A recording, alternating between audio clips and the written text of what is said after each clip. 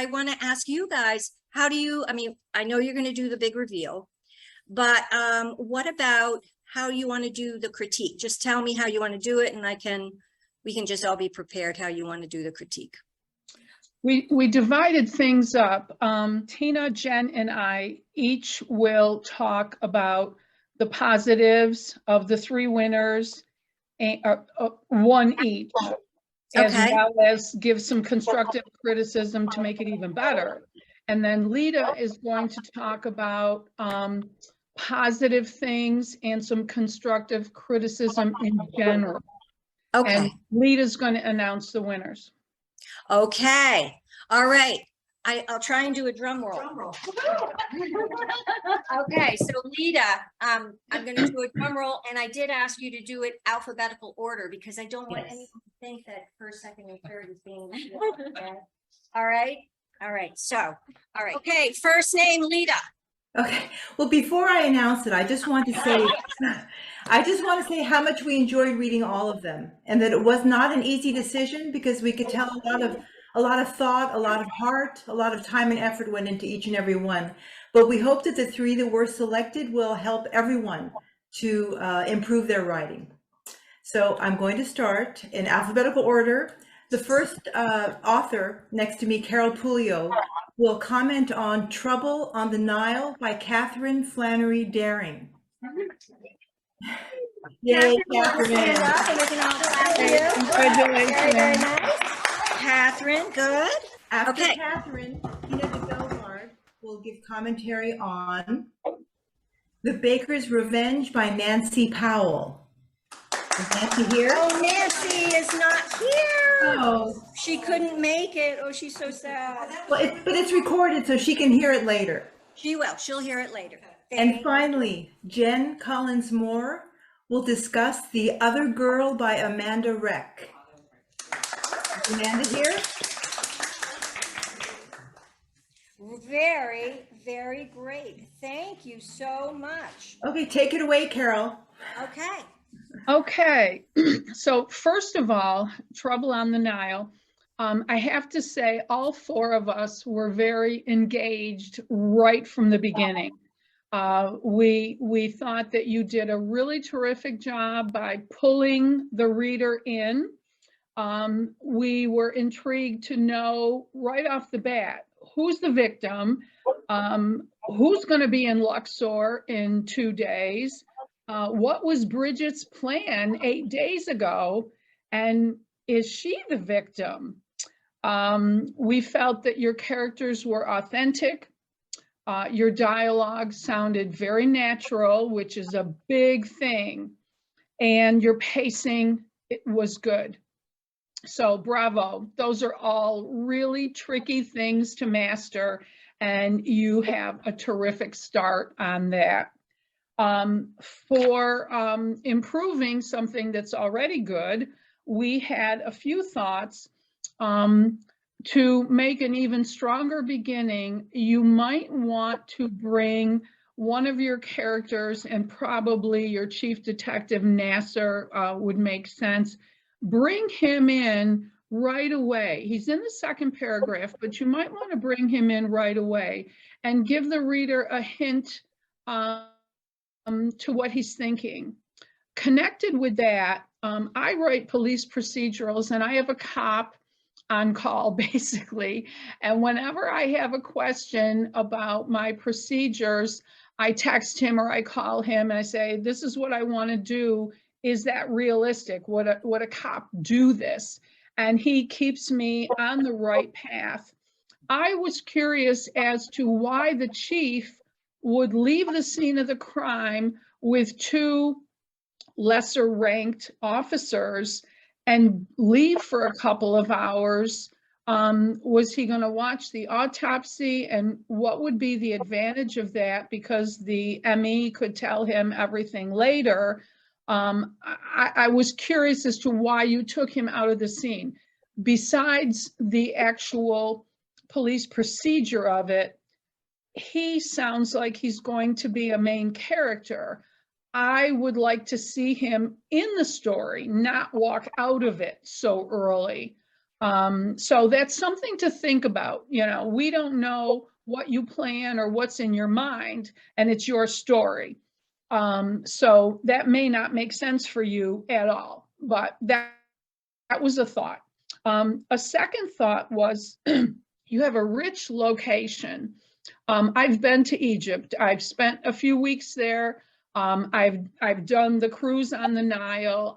I know those places fairly well.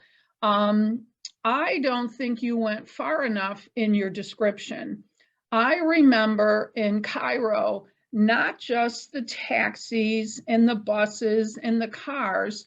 There, you heard the donkeys, you heard the herds of goats going across the bridge. You heard every possible means of transportation, the motorized bikes, the velos, people screaming from across the street, the vendors hawking the hibiscus juice. You have so much more that you could pull in. Maybe not all in one paragraph. You might want to sprinkle it out, but you have a lot more. And the other thing, when Bridget is in her apartment, that's sunset. So you'd hear the call to prayer, and that echoes through the whole city. And that is a very, very powerful sound. I don't know how you would put it in words. That'll be your job. But it's a powerful sound, and it evokes the Middle East like nothing else. And then let's see. Oh, one final thing. We thought that dropping the phone when she heard what her friend had to say might be a little too dramatic and maybe not realistic. I was thinking, what would I do? I think I'd probably fall down into the chair or slip onto the couch rather than drop the phone. So just something to think about. But all in all, we were very impressed. And I'll tell you, I'm going to keep track of this. I want to read it when it's published. So good job. Was the chief of police of the southern region. So I was on a trip on the Nile and a Dahabia with him and some other people where I got all the background. So that's authentic. So he said he would leave and go to the autopsy? Well, I don't know about that, but and I'll talk with him about that. But anyway, I know where I'll get my procedure. Yeah, you're lucky. That's wonderful because not only small towns and big cities do things differently, but countries do things differently. So you'll have an authentic source. That's lucky you. That's great. And I'll build when thinking about that authentic source. For people who don't have somebody like that in their family, they can be shy sometimes about approaching experts. And I would encourage you, people are flattered when you know that you're an expert in something and you want to ask them questions. So you can introduce yourself as a writer. Sometimes people also feel a little cautious about like, well, I haven't been published yet. That does not matter. You have written, you are a writer working on a story. You're looking for an expert. People are flattered. So if you don't have that brother-in-law, for other people in the audience, it's okay. Reach out because it will make your story richer. Yeah, that's a good point. Thank you. Yeah, nobody says no. They're flattered to be asked. All right. Thank you. Congratulations, Catherine. Thank you. Okay, so next up is the next in alphabetical order. And who will be announcing that? Lee? Okay. Oh, that's right, Tina. You're going to be talking about Nancy's, right? So I'm sorry, Yes. Nancy, that you're not here, but I will speak to you on recording. And I hope if you have any questions, you can always reach out to us. So Nancy's The Baker's Revenge. There are so many positive things to talk about here. I'm going to start with the most obvious, Nancy.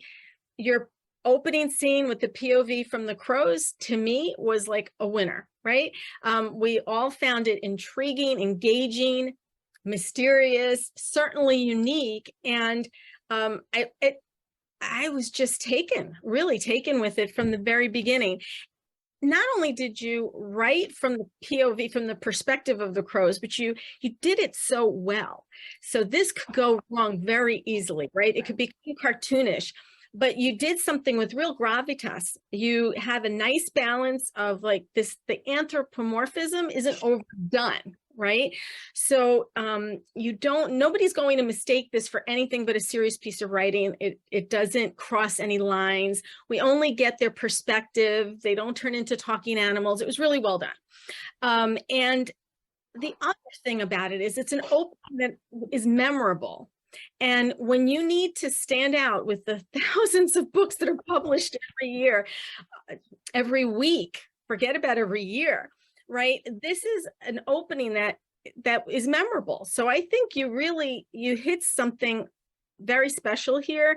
And I would say as an aside that this is something you do so well, I would consider doing it again for something like flash fiction and short stories. It's very well suited for that.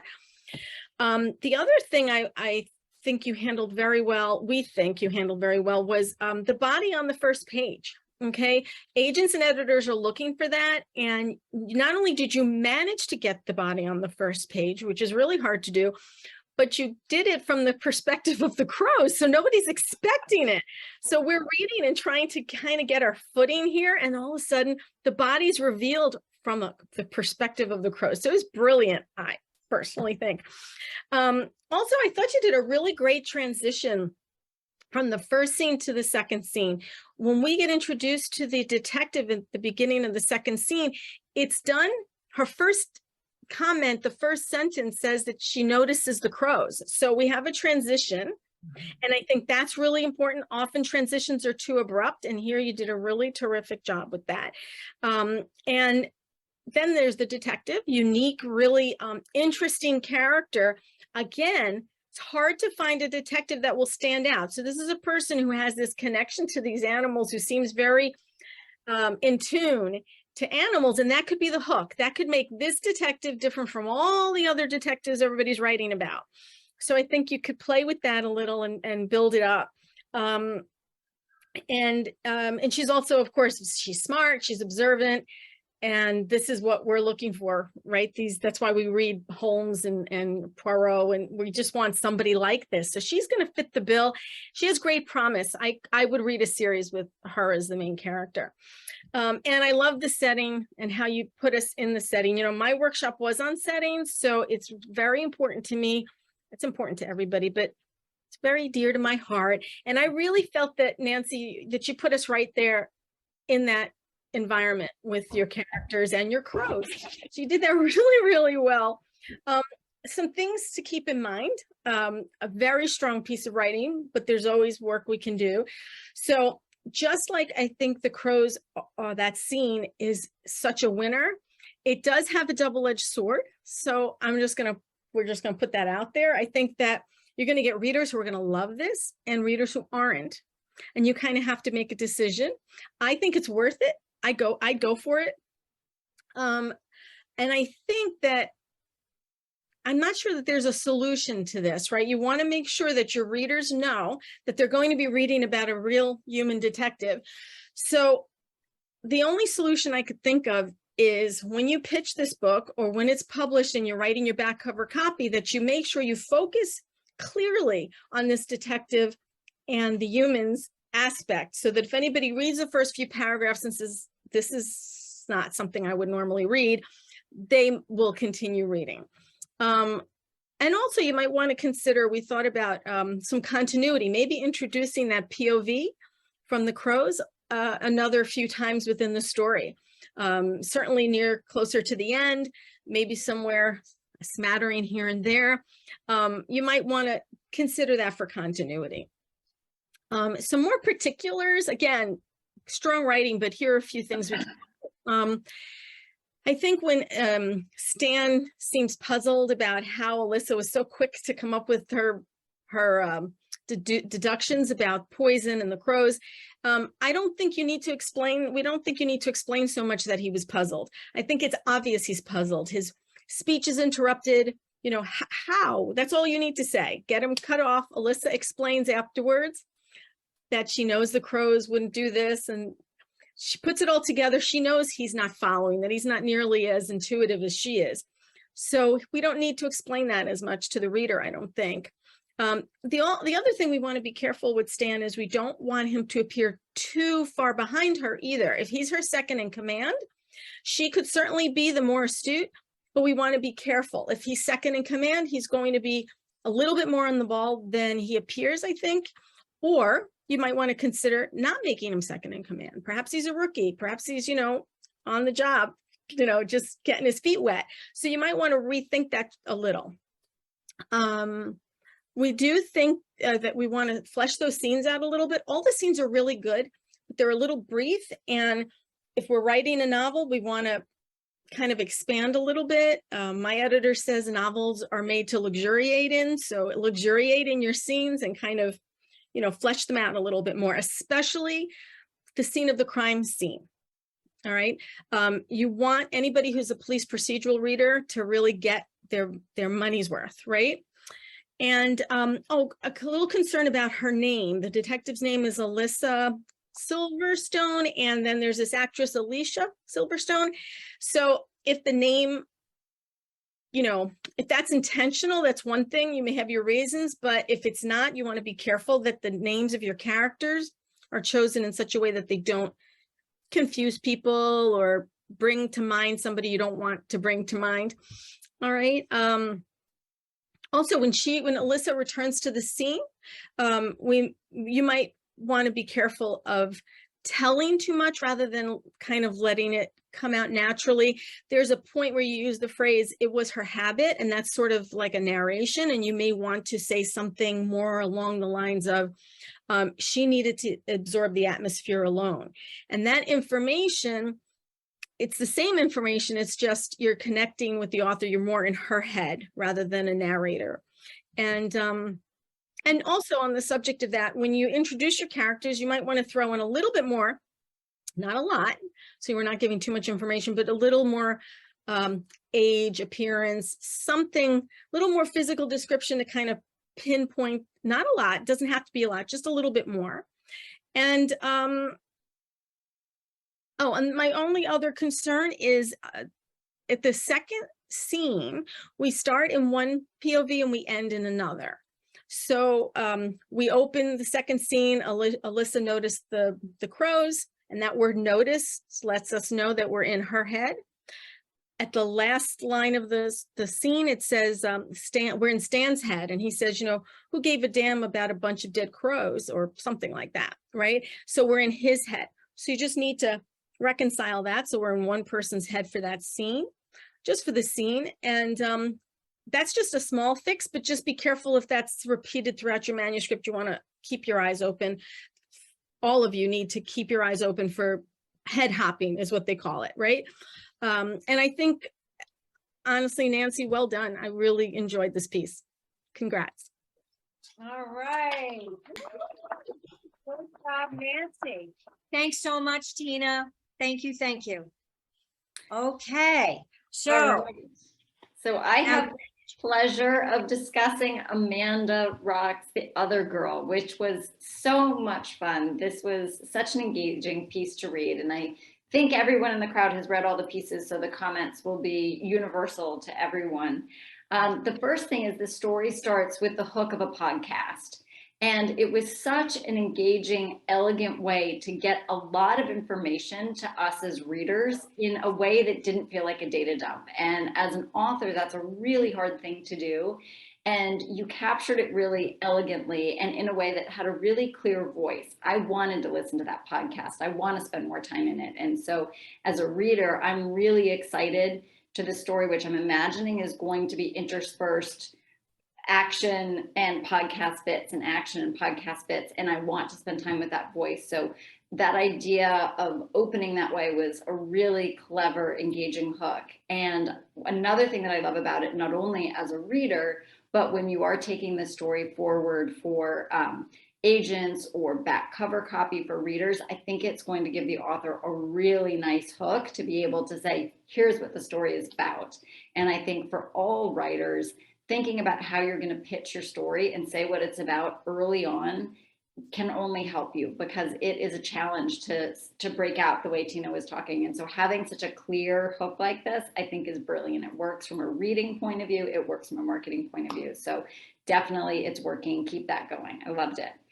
The next piece that we all loved was the pacing in the story. I mean, we all got to read just the tiniest bits of your works for everybody. And it's really hard in a full novel to say, you're judging me by only 3 pages, or I only have 3 pages to draw you in. And it is really hard. And it's also sort of the reality, because as readers, very often we pick up books and we only read the first 3 pages, or agents certainly, and publishers, they're only going to read the very beginning. And the pacing in this story was spot on. Just, we learned so much about the world we were entering. I mean, just in 3 pages, I couldn't believe how much I'd learned about the history of the disappearance and some struggles with the family and sort of needing to go back. There's a new development. That was a lot of information that kept things flowing. So kudos on that pacing. And I'm excited to where the story is going to go, because it has a feeling of a domestic thriller. And if that's the territory it's going to be in, I think this pacing is really going to help. The third thing that we loved is just the writing style was really engaging.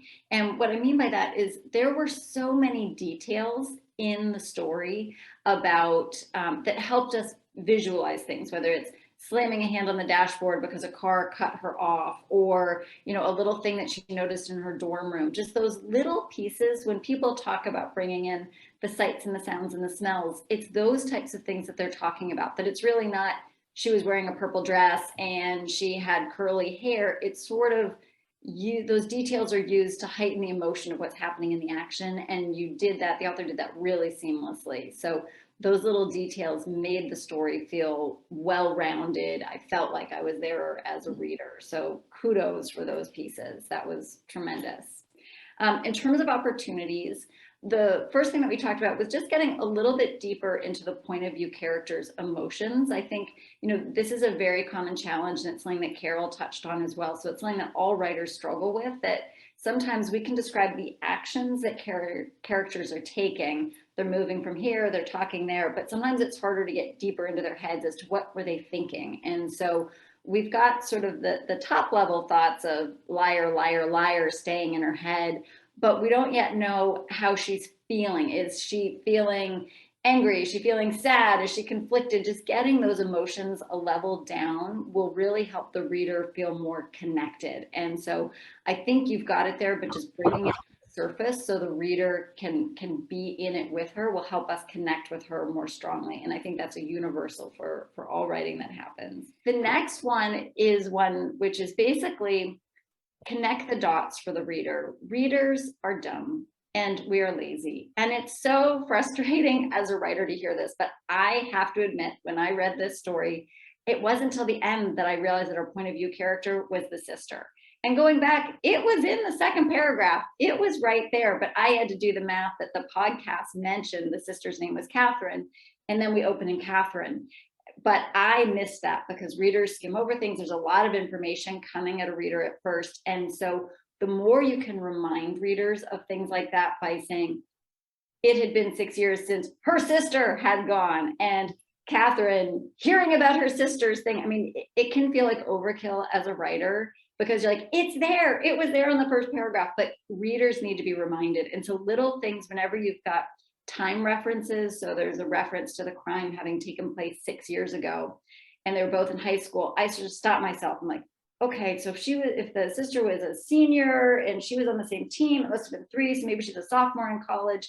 And that's problematic for 2 reasons. One, you don't want the reader to have to do work. So just, you know, we want to be following the clues and the threads, but not the mechanics of the story. The second part is anytime a reader pulls out of the story, you're losing them. You want them to stay in there with the emotions. And so the more you can spoon feed us as a reader, the smoother the reading experience will be. And it's not that information wasn't in the work, because it was. It's just help us out. And that's a universal that I think we all struggle with. And the final thing is just the writing in this was so engaging, and it was very polished in many ways, but we each mentioned it when we were talking about these, just a few sentences that caught us up. And so when anyone is doing your final polish and getting your pages ready to submit to anything. I think we all agree reading out loud is a crucial stage. It's crazy how different things sound and that you can catch in your ear that you didn't notice. Like, it's a great way to notice if a word is being repeated that actually was in here twice in 3 pages, which, you know, it sort of, I noticed it of like, oh gosh, actually is coming up a lot. And that's the kind of thing that if you read something out loud, your ear will hear it and you'll sort of hear if the verbiage makes sense. And so the writing was very strong, but as you are getting into the polishing phase, my advice for everybody is read your work out loud. And just thank you everybody for sharing your work with us, because it was so much fun to get to read these, and it was hard that we only got to talk about 3. But Lita is here to carry us forward. I was just going to bullet point the issues that Carol and Tina and Jen brought up for you, and maybe add a little bit to that. And I think you all will agree that the opening scene is of utmost importance, because, I mean, we got to read the 3 pages and they all drew us in, but you have to be really careful, because as the novel continues, once you reach the end, you may find yourself going back and changing those 3 pages. In 2 of my books, in number 2 and number 5, I think, I threw out the first chapter and wrote completely different ones. So things are going to change and you need that flexibility, but that opening scene is paramount. Ask yourself, does this pull the reader in? And as Jen mentioned, reading out loud helps with everything. I always do that. I read the whole manuscript out loud when I'm done with it, because I need to hear it. I need to see if it works that way. But also, does the story, so we already talked about, does the story start in the right place, but does the story have too much information given to you in the beginning? We don't want any information dumps. We don't want too much background, because you have the luxury of placing that throughout the book. We don't need to know right away that he did this and that and he came from this background. You can intersperse that throughout the novel. So opening scene, pay attention to that. The characters, are they believable? We don't want stereotypes. Are they memorable? Is there something about your character that will carry throughout the book so we can't forget them? Are they authentic? I think we mentioned tonight that a lot of the characters seem very, very authentic. And again, point of view, pay attention. Is it effective? Is it the best one that you could be using? I've changed from first person to third person because that seemed to work better. Next, the style. The way you write the scenes, are they vivid? I think it was, I don't remember if it was Tina or Carol that mentioned using the 5 senses. I mean, I always pause for a moment and think, can I throw something in? What is she smelling? What is she hearing? You know, what is she seeing? What is she feeling? All those things. You might want to stop along the way when you're editing and pay greater attention to that. Vary your sentence structure. If they're all long sentences, that's hard to stick with it. So it's nice, some are short, some are long. If it's a climactic scene, maybe you want to make them shorter because there's more excitement there. The setting, again, does the setting evoke a time, a place, a mood? We want the reader to feel something. And the pacing, we talked about that because we probably wouldn't have selected these three pages if the pacing wasn't enough to draw us in. So does the story bog down anywhere? And you'll find that as you finish your novel, in the middle, you've probably heard about the sagging middle. So you have to pay extra attention to that as well. We don't want anything bogging the reader down as it goes along. When I start getting sleepy when I'm writing, I think, uh-oh, you got to back off now and think of, change the scene or just take them out of that scene, put them somewhere else. So watch out for that too. We want the pacing to progress the story and continually move it forward. And finally, don't forget, there needs to be tension from the start.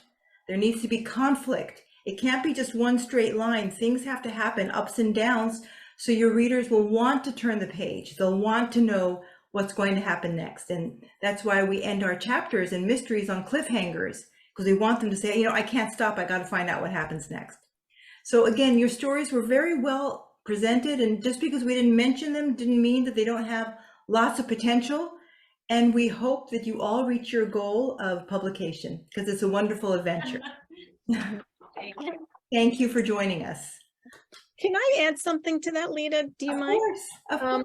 When I do my edits, when I do my own read-throughs, I do several readings and each one for a different purpose, because I feel like when I'm writing everything. So when I'm editing, I need to focus. So I do one read through just for plot and plot holes and continuity, just for the story. And I do one, I go back for dialogue, and I go back for the senses. And that's what made me think to add this to what you said. I do one read through to make sure that my senses are represented in most of the scenes, right?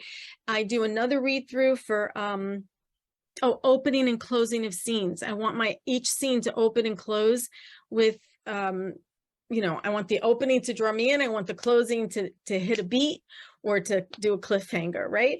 And then I do a final read through, or 3 or 10 for sentence, for structure, punctuation, word choice, all of that. So you really can't revise all of it at once. You kind of have to.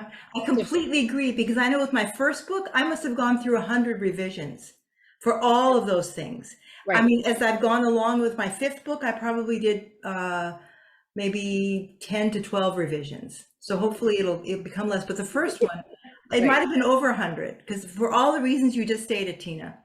Right. I do the same thing. And since my books take place mostly in 1934, I do one for all my historical facts. I triple check and make sure I have the sights, the sounds, the smells of 1934 versus where that location would be now. So I do the same thing, a revision for all those different elements. And I'm going to add one thing, which I hope is comforting, which is these things can all be taken care of in revision. So when you are first drafting, some people love to luxuriate in the 5 senses when they're first drafting. Other people say, I'm going to save that later, because they need to get the story out. And so don't feel, if there is something that is slowing you down from your writing, make a note and you will come back to it. Everything can be fixed in revision. First of all, before we leave, Laura, I want to make sure that I have a minute to give a full explanation of Sisters in Crime. That's important. Okay. Yes. So yes. we can do that in a couple minutes, but I was wondering, while we're on the topic of writing, are there any questions at this point? Can I ask a question, which is actually about what all of you were sort of talking about when you have your first draft and you go through all the revisions? I want to ask, you always hear that the word count has to be 55,000 words or something like that. But when you do a first draft, I mean, sometimes you're throwing away a lot of things. So what's a way to just say to new writers, you're going to be writing 150,000 words to get to 55,000 words, or it's going to be 200. Well, a mystery is generally 75 to 85,000 words. That's not etched in stone. It probably shouldn't be any shorter, but all my books have been 90,000 and a little over. New writers especially, but all of us in general, have a tendency to overwrite in our first draft. On the other hand, when you do go on those other passes, I'm adding historical details, Tina's adding senses, Jen is checking dialogue. We're all, Lita's doing her Southern California setting. We're all adding more, but we're also taking away. So it balances out. And if it's a really good story, you're okay. I mean, look at Outlander. That's every one of those books is twice as long as they're supposed to be, and they're all published anyway. So the most important thing is that you have the minimum and make every word count. Mm-hmm. And I'll build on that by saying that just knowing that your word count will expand and shrink and expand and shrink, it's just part of the process. For my story, at one point it went up to maybe 125,000 words, and then it came back down. And it didn't come back down because I was cutting plot elements. It was that I was writing tight. And so, it's a common thing when you look at a block of dialogue that you will probably end up being well served to eliminate the front part of the dialogue and the end half of the dialogue. And don't think about that when you're getting your first draft out, just get those ideas out. but knowing it's a natural part of the process, not to freak out if you've got 125,000 words and saying, oh my gosh, but also not to worry if it comes in lean, that it, writing is rewriting, and that's just part of the process. Yeah, there's something else too. A lot of English speaking people use a verb and a preposition when there's actually a verb that says both. A lot of people say very something when there's a word that takes care of those two words. So like Jen says, you're not changing your plot, you're tightening it, you're choosing the best words to get rid of the overwriting. Carol, do you want to go ahead and talk about Sisters in Crime? Because that's what the 3 winners are getting, a year membership to Sisters in Crime. So please go ahead, Carol, talk about it. So I don't know how much everybody knows, so I'm going to just give you all the basics. Sisters in Crime is a professional crime writers organization. It's not a club. It's a professional crime writers organization. It has thousands of members throughout the United States, Canada, the UK, Australia, and New Zealand. The original purpose, when it was started back in the 1980s, was to support women writers and to encourage, for lack of a better word, better female characters. Because prior to the 1980s, there were a lot of women secretaries, women rape victims, women murder victims, and it was time to make a change and have more women cops and women MEs and women detectives. So the underlying basis that Sarah Paretsky and the others who started it was to raise women up, both as author and character.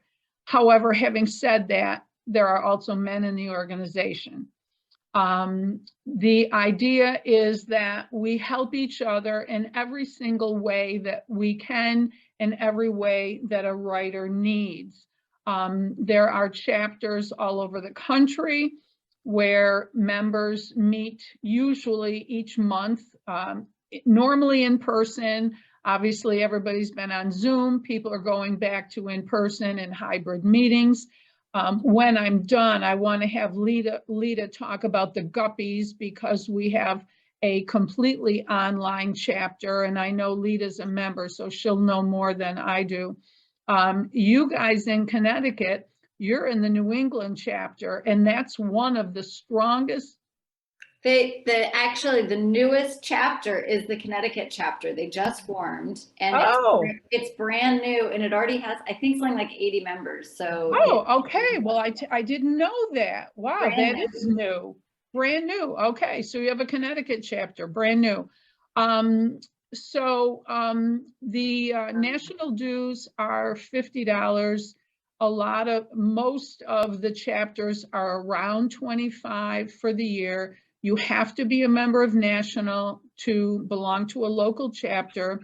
And can I suggest, since we're towards the end of September, that you begin your membership in January so you don't waste 9 months of it?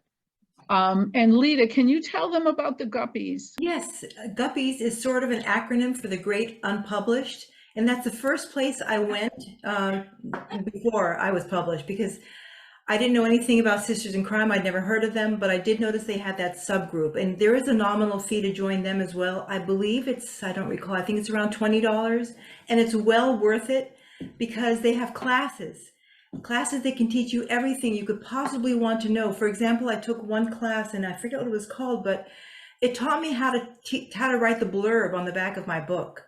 And so everything I needed to know to write that back cover blurb, which authors do themselves, by the way. And I can't tell you how helpful that was. It taught me how to, actually it was called Necessary Parts, the class, the Guppies class. It taught me how to write a synopsis, a short and a long one. It helped me with the log line. It helped me with everything I could possibly want to add to the novel that I wrote so I could market it. That's just one example of one class. They have classes on tension, on characters, on dialogue, on comedy, on everything imaginable. And besides that, they have a listserv that is so immensely supportive. I mean, you can ask them anything. You can tell them you can help them celebrate your wins. You can complain to them about a bad review. You can do anything. I mean, they're so supportive. They're there for you. I mean, I can't emphasize enough the importance of, if you want to do mystery writing, of joining the Guppies. They even have critique groups. If you're interested in joining a critique group, manuscript swaps. I mean, there's so much, I can't possibly name them all tonight, but I would highly recommend joining the Guppies if you're serious about getting published in the mystery world. And I'll, Adding to that, the National has free workshops as well, and they're all archived. So with your National membership, you can go online and look up the list and, you know, at your own convenience in your own home for free, take any workshop you want, as many workshops you want. And like Leah said, they're on every possible topic that you could need. and the one thing, Go ahead, Jen, go ahead.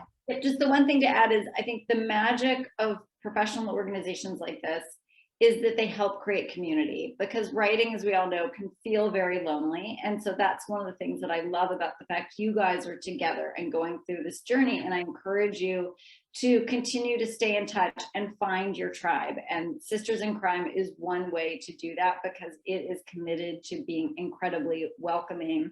It is the most inclusive group I've met, from pre-published writers to, you know, wildly successful bestsellers. And so part of it is the information that you're going to get and the questions that you want to get answered. But I think the bigger part is finding other people like yourself, and you'll get answers to questions you didn't even know to ask. And many, many, many people are members of multiple groups, their local chapter and Guppies and things like that. So the way to really build that community is almost even before you need it. Some people are tempted to say, oh, I'll wait to do something till I have a published book, and then I'll find someone who can write this, that, or the other.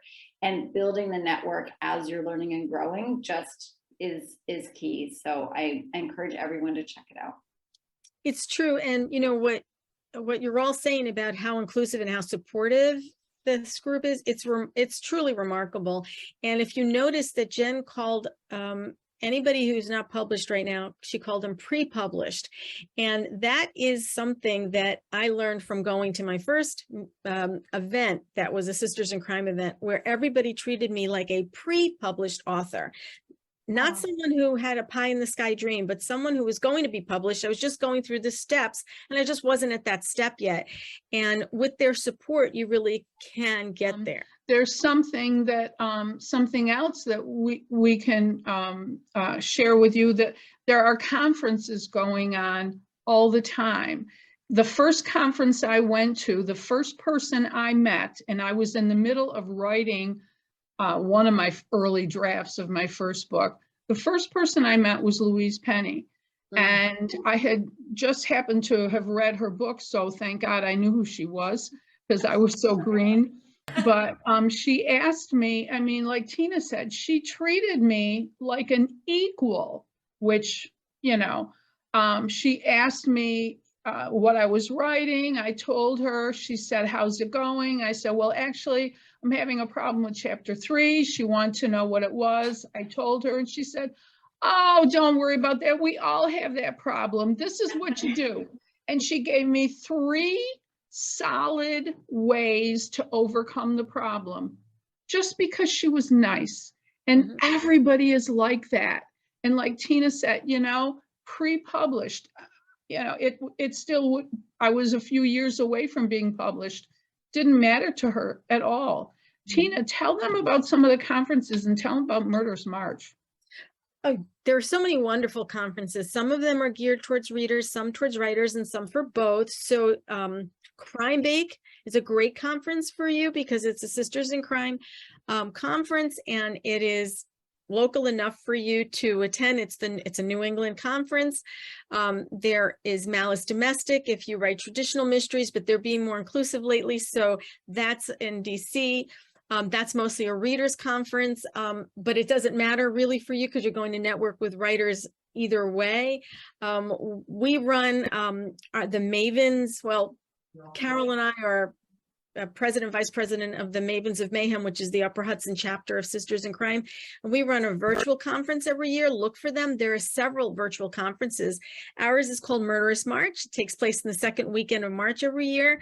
And because it's virtual, it's, you know, it's available to everybody. It's very affordable. We don't have our 2023 stuff up on the web yet, but I just put in the chat if Laura can capture that information, the website, so you can look at the 2022, and our 2023 will be up probably in a month or so. We have Deborah Crombie, who's going to be the guest of honor this year. We have authors from all over the world who come and teach master classes. So you go to these conferences, whether they're in person or virtual, you're always going to learn something, but going to the panels, going to the classes, the workshops, you're networking. In our conference, we're going to be doing practice pitches. We're going to have a workshop on how to pitch your manuscript and then practice pitches. So you get a lot out of every single one. Some of them can be expensive. The virtual ones are not nearly as expensive. Ours is going to be very affordable. So please consider them. They're important. Also, Minotaur Books puts out 2 competitions. I don't know if they're run every year or every other year for best first novel. So if you have a manuscript, a pre-published manuscript, look for it online. I don't have the link handy, but it's Minotaur and Malice. One is done in association with the Malice Conference, and Minotaur and the MWA. Those 2 organizations sponsor a competition. What else is there? I think that- Laura had I some think- things to say. What, Jen, sorry? Nope. I noticed you were trying to get it. Right. So I'm just trying to, tie things up, and I think everyone can go onto the website, and I'm going to tell my own little story about you guys and how I came upon them with your Mavens with Mayhem March Madness last year. I got that email, and that introduced me to you guys. And then ever since, you guys have been helping me put together the summer workshop this year. The 2 people that are coming in October have contacted me, and they're Sisters in Crime people too. The 2 people, one in social media, she's coming to talk about how to use social media to promote your writing. And the other is another Sisters in Crime who is, she's the writer's law, and it will be all about copyright. And they contacted me because these guys, I was working with them. Yeah. And so anyway, it's a very, as you say, inclusive group. They all are helping one another and helping everyone in the whole writing life. So I'm going to start to close things down because the library is about to close. So I want everyone to lift their glass to the instructors. Yes. We have so enjoyed everything that you have done, and we're so thankful to have you for the summer. And really, thank you guys so much. We hope to see you again. And I know it's all on screen, but if you're ever in the area of New Canaan Library, please come visit. We'd love to see you. We'd love to see you. Does anyone have anything they want to say to the instructors? Thank you so much. Thank you. Please stay in touch. Stay in touch. Let us know how the books develop. Yep. Yes. Well, we've got 3 Sisters in Crimes, that we'll get into the system. So, and then I don't know how many are going to join up just from everything that you've said. So keep an eye out for New Canaan Library people. Thank you, Thanks for Laura. having us. Thank you. Thank you, guys. All right. Thanks, guys. Thanks so much.